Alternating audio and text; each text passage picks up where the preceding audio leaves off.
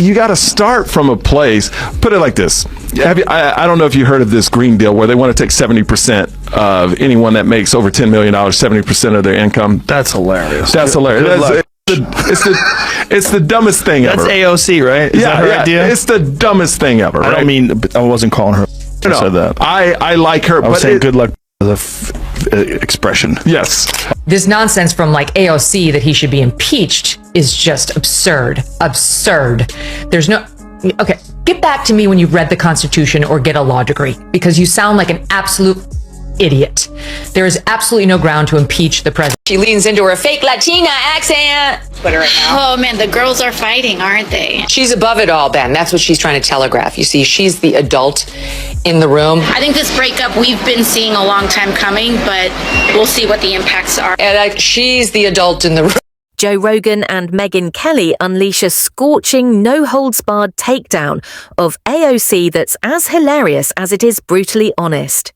With Joe's raw, unfiltered wit and Megyn's razor-sharp precision, they systematically dismantle AOC's performative politics, glaring contradictions, and over-the-top emotional theatrics, delivering what feels like a masterclass in reality checks. From her Green New Deal fantasies to viral outrage monologues designed to trend, nothing escapes their relentless roast. If you ever thought AOC was untouchable, this dynamic tag team obliteration proves she's all style and no substance. And just like that, the unforgiving spotlight has finally turned on her. And as it turns out, it's not going anywhere anytime soon. Impeach the president. He 100% was within his constitutional authority and his congressionally authorized authority to do what he did on Saturday. Okay, but as for whether it's a good idea, that's a debate we should be having. And look, if we could get congressional approval of the specific action, fine, I'm okay with that too. If you want to bring it to Congress, go ahead and see how that goes. I don't think it's necessary, but... Joe Rogan wasn't even trying to hide his amusement. The smirk was already creeping across his face well before he uttered a single word. You could immediately tell that something had tickled his brain. A perfect storm of confusion, curiosity, and pure comedic gold. And right at the center of this whirlwind was Alexandria Ocasio-Cortez, the social media congresswoman who somehow manages to turn every single issue into a one-woman Broadway production all about herself, complete with drama, flair, and non-stop. And the reason this is relevant is because a congresswoman who you may know as Alexandria Ocasio-Cortez has been telling us for years that she is from the Bronx. And recently she had a fight with President Trump over tweet, text, truth, whatever. And she played tough and said, "Oh, don't you mess with me. I'm a Bronx girl. And we eat Queens boys for breakfast." Because that's where Trump was raised. Joe Rogan wasn't even trying to hide his amusement. The smirk was already creeping across his face before he said a single word.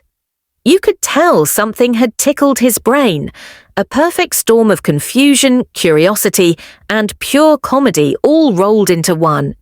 And at the center of it was Alexandria Ocasio-Cortez, the social media congresswoman who somehow manages to turn every single issue into a one-woman Broadway production, starring herself. Leaning into the mic like a seasoned stand-up comic prepping for a knockout set, Joe didn't need a script because AOC had already written it for him, with her never-ending stream of declarations, outrage theatre, and TikTok-level dramatics, cleverly disguised as policy positions. He wasn't there to debate or argue, he was there to marvel. Watching AOC try to explain economics was like watching an enthusiastic raccoon struggling with a Rubik's Cube. Eager and energetic, sure, but completely oblivious to just how far off the mark she really was. Whenever there's information that's inconveniently bad for that one side, particularly the left, you don't hear a fucking peep about it on the media. Right. It's dismissed. It's like, they'll talk about it like, someone said, someone talked about the Hunter Biden laptop and said it was like half fake. That was like a term. AOC. AOC half fake. That's yeah. Right. That is such a horrible violation of the trust that the people who elected you. He kicked off by dissecting the whole illusion, AOC, the brand, not the actual representative. Because, let's be honest, she's less a member of Congress and more a content creator with a congressional badge. Joe joked that if likes, shares, and retweets actually translated into real laws, AOC would already be the undisputed president of the entire solar system.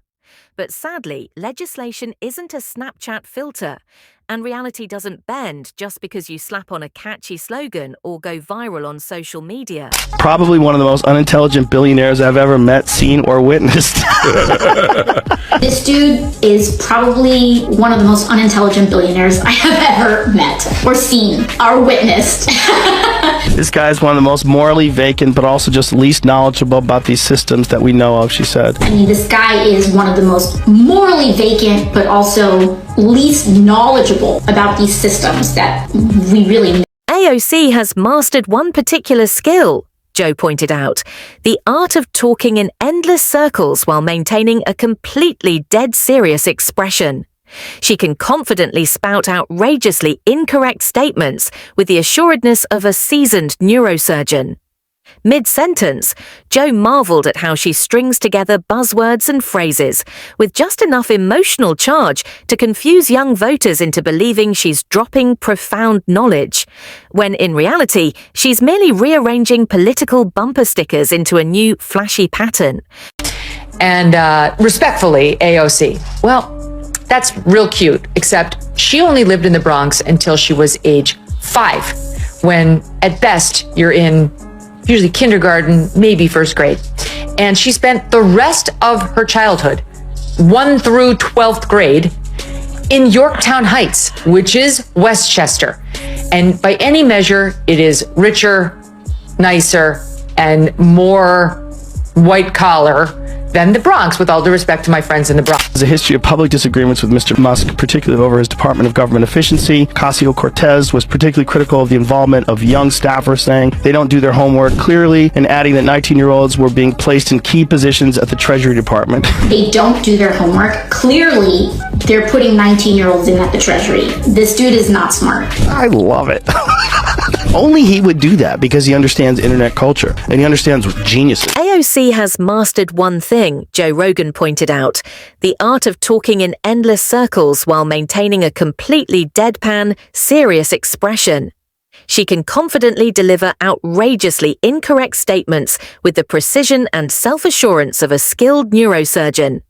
Mid-sentence, Joe marveled at how she strings together a confusing jumble of words, layered with just enough emotional buzz to mislead young voters into thinking she's dropping serious knowledge, when in reality she's simply rearranging catchy political bumper stickers into a new flashy phrase.